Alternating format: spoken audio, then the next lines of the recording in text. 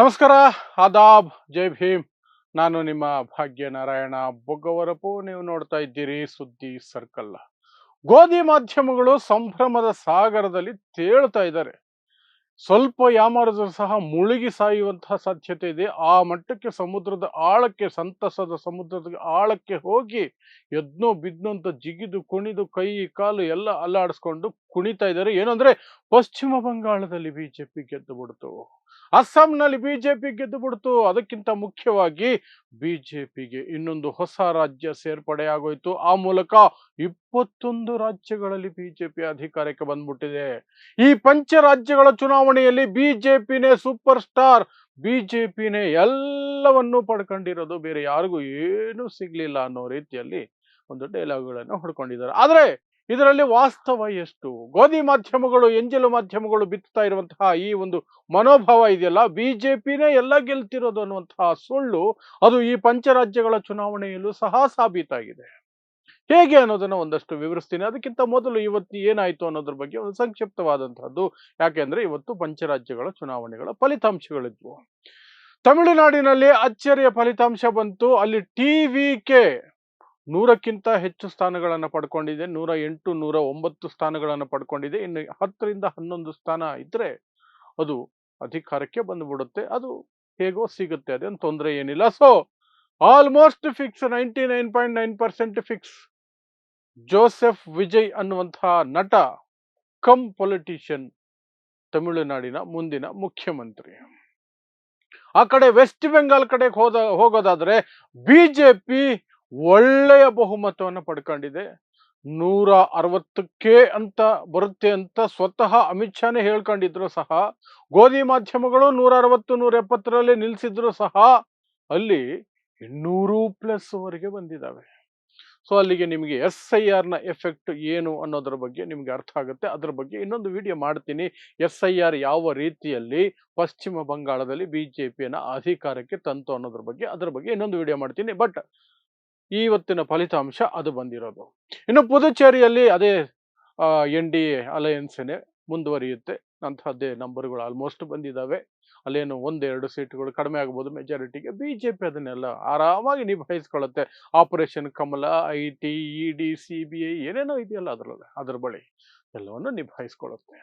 ಇನ್ನು ಅಸ್ಸಾಂನಲ್ಲಿ ನಿರೀಕ್ಷಿತ, ಯಾಕೆಂದ್ರೆ ಅಲ್ಲಿ ಅಷ್ಟು ಪೋಲರೈಸ್ ಆಗಿ ಒಂದು ಚುನಾವಣೆಗಳನ್ನ ಮಾಡುವಂತಹದ್ದು, ಆಂಟಿ ಮುಸ್ಲಿಂ ಟೋನ್ಗಳನ್ನ ಅದೇ ರೀತಿ ಬಳಸ್ಕೊಂಡು, ಅದೇ ಮತಾಂಧ ಮುಖ್ಯಮಂತ್ರಿಯನ್ನ ಬಳಸ್ಕೊಂಡು ಹಿಮಂತ ಬಿಸ್ವ ಶರ್ಮಾ ಅನ್ನುವಂತಹ ವ್ಯಕ್ತಿಯನ್ನ ಅಲ್ಲಿ ಕ್ಯಾಂಪೇನ್ ಮಾಡಿದ್ದು ಹಾಗೆ ಇತ್ತು. ಮತ್ತು ಕಾಂಗ್ರೆಸ್ನ ಹೇಡಿತನ, ಅದರ ಕೈಲಾಗದತನ ಅಸ್ಸಾಂನಲ್ಲಿ ಇವತ್ತು ನಿನ್ನೆದಲ್ಲ, ಕಳೆದ 10 ವರ್ಷಗಳಿಂದ ಅದು ಕಂಪ್ಲೀಟ್ ಕೊಲ್ಯಾಪ್ಸ್ ಆಗಿ ಕೂತಿದೆ. ಅಸ್ಸಾಂನಲ್ಲಿ ಕಾಂಗ್ರೆಸ್ ಇದ್ದು ಇಲ್ಲದಂಗೆ ಇರುವಂತಹದ್ದು. ಸೊ ಅಲ್ಲಿಗೆ ಅಸ್ಸಾಂ ಕಥೆಯನ್ನು ಮುಗಿತು. ಈಸಿಯಾಗಿ ಅವರು ಬಿಜೆಪಿ ಅಧಿಕಾರಕ್ಕೆ ಬಂದ್ಬಿಟ್ರು, ಮತ್ತೆ ಮುಂದುವರ್ಸ್ಕೊಂಡು ಹೋಗ್ಬಿಟ್ರು. ಇನ್ನು ಉಳಿದದ್ದು ಕೇರಳಂನಲ್ಲಿ ಕಮ್ಯುನಿಸ್ಟರು ಜಾಗ ಖಾಲಿ ಮಾಡಬೇಕಾದಂತಹ ಸನ್ನಿವೇಶ ಬಂದಿದೆ. ಕಾಂಗ್ರೆಸ್ನವರು ಒಳ್ಳೆ ಬಹುಮತದೊಂದಿಗೆ ಅಲ್ಲಿ ಬಂದಿದ್ದಾರೆ. 140ರಲ್ಲಿ ಅವರಿಗೆ 80+ ಸೀಟುಗಳು UDF ಮೈತ್ರಿ ಏನಿದೆ, ಕಾಂಗ್ರೆಸ್ ನೇತೃತ್ವದ ಮೈತ್ರಿ, ಆ ಮೈತ್ರಿಗೆ ಬಂದಿರೋದ್ರಿಂದ ಇಲ್ಲಿ ಕಾಂಗ್ರೆಸ್ ಸರ್ಕಾರ ಬರುತ್ತೆ. ಆ ಮೂಲಕ ಕಳೆದ 50 ವರ್ಷಗಳ ಇತಿಹಾಸದಲ್ಲಿ ಭಾರತದಲ್ಲಿ ಮೊಟ್ಟ ಮೊದಲ ಬಾರಿಗೆ ಯಾವುದೇ ರಾಜ್ಯದಲ್ಲೂ ಸಹ ಕಮ್ಯುನಿಸ್ಟರ ಸರ್ಕಾರ ಇರೋದಿಲ್ಲ. ಕನಿಷ್ಠ ಇನ್ನು 5 ವರ್ಷ ಅಂತೂ ಇರೋದಿಲ್ಲ. ಮೇ ಬಿ ತ್ರಿಪುರಾದಲ್ಲಿ ಎಲೆಕ್ಷನ್ಸ್ ಬರ್ತಾ ಇದೆ, ಅಲ್ಲಿ ಗೆಲ್ಲೋದಷ್ಟರಲ್ಲೇ ಇದೆ. ಯಾಕಂದ್ರೆ ಬಿಜೆಪಿ ಒಂದು ಸಲ ಅಧಿಕಾರಕ್ಕೆ ಬಂದ್ರೆ ಪೋಲರೈಸೇಷನ್ ಯಾವ ಮಟ್ಟಕ್ಕೆ ಮಾಡ್ಕೊಳ್ಳುತ್ತೆ ಅಂದ್ರೆ ಮತ್ತೆ ಅಲ್ಲಿ ಅದನ್ನ ಅಲುಗಾಡಿಸೋದು ಬಹಳ ಕಷ್ಟ ಆಗುತ್ತೆ. ಅದು ನೀವು ಗುಜರಾತಲ್ಲಿ ನೋಡಿದಿರಿ, ಮಧ್ಯಪ್ರದೇಶದಲ್ಲಿ ನೋಡಿದಿರಿ, ಉತ್ತರ ಪ್ರದೇಶದಲ್ಲಿ ನೋಡಿದಿರಿ, ಈಗ ಬಿಹಾರದಲ್ಲಿ ನೋಡ್ತಾ ಇದ್ದೀರಿ. ಹೀಗೆ ಒಂದೊಂದು ರಾಜ್ಯದಲ್ಲೂ ಸಹ ಅದು ತನ್ನ ವಿಷವನ್ನ, ಧರ್ಮಾಂಧತೆಯ ವಿಷವನ್ನ, ಹಿಂದುತ್ವದ ವಿಷವನ್ನ ಆ ಮಟ್ಟಕ್ಕೆ ಆಳಕ್ಕೆ ಬಿತ್ತಿ ಅಲ್ಲಿ ಒಂದು ಪರ್ಮನೆಂಟ್ ಸೀಟನ್ನು ಕ್ರಿಯೇಟ್ ಮಾಡ್ಕೊಳ್ಳುತ್ತೆ. ಅದು ದೇಶದಲ್ಲಿಯೂ ಸಹ ನಾವು ನೋಡ್ತಾ ಇದ್ದೀವಿ, ಕೇಂದ್ರ ಸರ್ಕಾರದಲ್ಲಿ ಸಹ.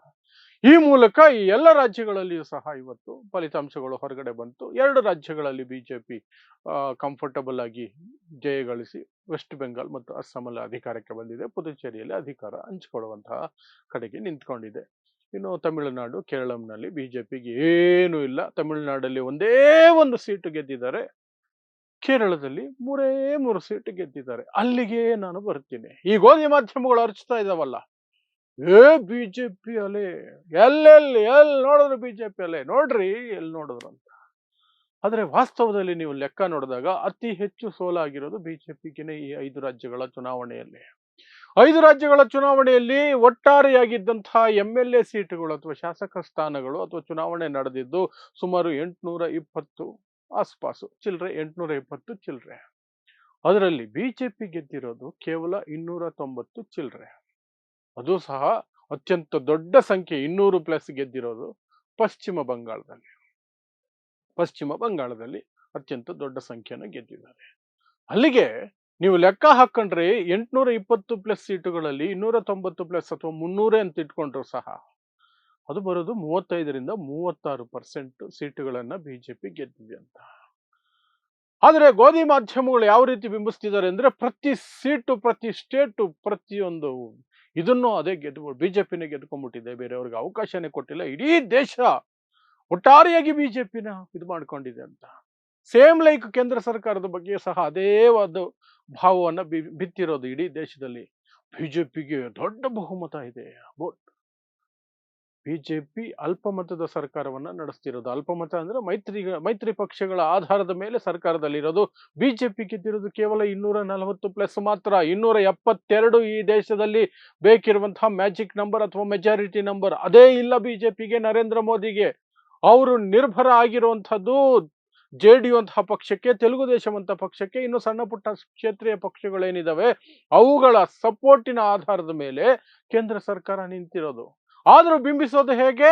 ಇಡೀ ದೇಶದಲ್ಲಿ ಕೇಸರಿ ಕೇಸರಿ ಕೇಸರಿ, ಬಿಜೆಪಿ ಬಿಜೆಪಿ ಬಿಜೆಪಿ, ಕಮಲ ಕಮಲ ಕಮಲ ಕಮಲ ಕಮಲ ಅಂತ. ಅದೇ ಸ್ಟ್ರಾಟಜಿಯನ್ನ ಈಗ ಪಂಚರಾಜ್ಯಗಳ ಚುನಾವಣೆಗಳು ಸಹ ಮುಗಿದ ನಂತರವೂ ಸಹ ಅಲ್ಲಿ ಗೆದ್ದಿರೋದು 35-36% ಸೀಟುಗಳನ್ನ ಮಾತ್ರ. ಆದ್ರೂ ಅದೇ ಟೋನನ್ನ ಬಿತ್ತುತ್ತಾ ಇದ್ದಾರೆ. ಯಾಕೆ ಈ ಟೋನನ್ನ ಬಿತ್ತೋದು? ಯಾಕೆ ಅಂದ್ರೆ ಇಡೀ ದೇಶದಲ್ಲಿ ಎಲ್ಲೇ ಚುನಾವಣೆ ಆದಾಗ್ಲೂ ಸಹ ಜನರ ಭಾವನೆ ಹೇಗಿರ್ಬೇಕು ಅಂದ್ರೆ, ಎಲ್ಲಾ ಕಡೆ ಬಿಜೆಪಿನೇ ಇರೋದು, ಎಲ್ಲಾ ಕಡೆ ಜನ ಬಿಜೆಪಿಗೆ ವೋಟ್ ಹಾಕ್ತಿರೋದು, ಹಾಗಾಗಿ ನಾವು ಸಹ ಯಾಕೆ ಬೇರೆಯವರು ಏನೇನೋ ಯೋಚನೆ ಮಾಡಬೇಕು, ನಾವು ಸಹ ಆ ಕಡೆಗೆ ಹೋಗೋಣ, ಇಡೀ ದೇಶನೇ ಆ ಕಡೆ ಇರಬೇಕಾದ್ರೆ ನಾವು ಆ ಕಡೆ ಇರೋಣ ಅನ್ನೋದನ್ನ ಬಿಂಬಿಸೋದಕ್ಕೆ, ಆ ರೀತಿಯಾದಂತಹ ಮನೋಭಾವವನ್ನು ಬಿತ್ತೋದಕ್ಕೆ ಈ ಗೋಧಿ ಮಾಧ್ಯಮಗಳು, ಎಂಜಲು ಮಾಧ್ಯಮಗಳು ಒಂದು ರೀತಿ ವ್ಯವಸ್ಥಿತವಾಗಿ ಈ ರೀತಿಯಾದಂತಹದ್ದನ್ನು ಬಿತ್ಕೊಂಡು ಹೋಗ್ತಾರೆ. ಎಲ್ಲೆಲ್ಲೂ ಮೋದಿ, ಎಲ್ಲೆಲ್ಲೂ ಬಿಜೆಪಿ, ಎಲ್ಲೆಲ್ಲೂ ಮೋದಿ, ಎಲ್ಲೆಲ್ಲೂ ಬಿಜೆಪಿ ಅಂತ. ಯಾಕೆಂದ್ರೆ ನೆಕ್ಸ್ಟ್ ಉತ್ತರ ಪ್ರದೇಶದ ಚುನಾವಣೆಗಳಿದಾವೆ, ಅದಾದ ನಂತರ ಹಿಮಾಚಲ ಪ್ರದೇಶದ ಚುನಾವಣೆಗಳು ಬರ್ತವೆ. ಹೀಗೆ ಒಂದೊಂದಾಗಿ ಬರ್ತಿರ್ತವೆ. ಮತ್ತೆ 2029ರಿಗೆ ಸಾರ್ವತ್ರಿಕ ಚುನಾವಣೆಗಳಿದಾವೆ ಕೇಂದ್ರ ಸರ್ಕಾರಕ್ಕೆ ಆಯ್ಕೆ ಮಾಡ್ಕೊಳ್ಳೋದಕ್ಕೆ. ಆ ಸಂದರ್ಭದವರೆಗೂ ಸಹ ಇವರು ಅದೇ ರೀತಿ ಬಿತ್ಕೊಂಡು ಹೋಗ್ತಿರ್ತಾರೆ, ಬಿಜೆಪಿನೇ ಬಿಜೆಪಿನೇ ಬಿಜೆಪಿನೇ ಅಂತ. ಇದು ಇವರ ಷಡ್ಯಂತ್ರ. ಆದರೆ ವಾಸ್ತವದಲ್ಲಿ ನಾನು ಹೇಳ್ತಾ ಇದ್ದೀನಲ್ಲ, ಪಂಚರಾಜ್ಯಗಳ ಚುನಾವಣೆಗಳ ಫಲಿತಾಂಶಗಳು ಇವತ್ತೇನು ಪ್ರಕಟ ಆಗಿದ್ದಾವೆ, ಅದರಲ್ಲಿ 820 ಪ್ಲಸ್ ಸೀಟುಗಳು ಇರುವಂತಹದ್ದು. ಅದರಲ್ಲಿ ಬಿಜೆಪಿ ಗೆದ್ದಿರೋದು 300ಕ್ಕಿಂತ ಕಡಿಮೆ ಸೀಟು. 300ಕ್ಕಿಂತ ಕಡಿಮೆ ಸೀಟು. ಇದೇ ವಾಸ್ತವ, ಇದೇ ಸತ್ಯ ಅಷ್ಟೇ. ಸೊ ಇಂತಹದ್ದನ್ನ ನೀವು ಅರ್ಥ ಮಾಡಿಕೊಂಡ್ರೆ ಆಕ್ಚುಲಿ ಗೋಧಿ ಮಾಧ್ಯಮಗಳು ಯಾವ ರೀತಿ ನಿಮ್ಮ ಮೈಂಡ್ ಅನ್ನ ಹ್ಯಾಕ್ ಮಾಡ್ತವೆ.